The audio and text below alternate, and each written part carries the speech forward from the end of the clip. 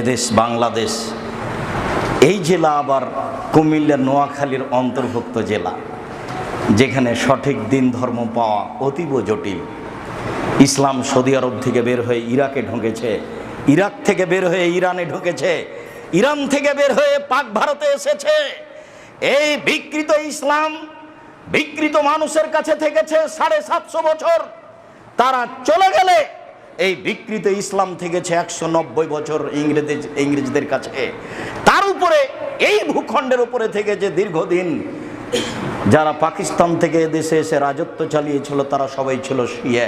Mister Jinnah শিয়া, mister Liaquat Ali শিয়া, president Ayub শিয়া।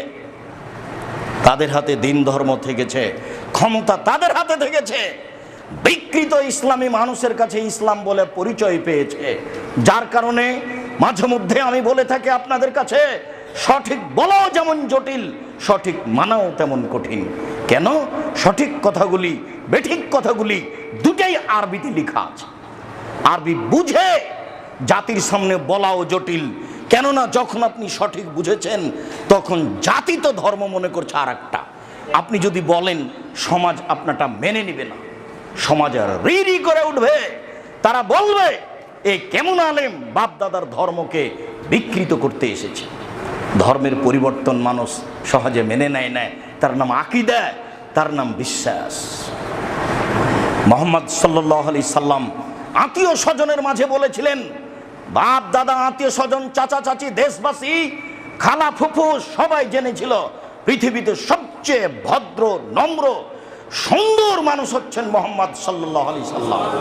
তার আত্মীয় স্বজন জানতো পৃথিবীর মাটিতে মুহাম্মদ সাল্লাল্লাহু আলাইহি সাল্লামের মতো ভদ্র মানুষ কেউ জন্ম নেয়নি।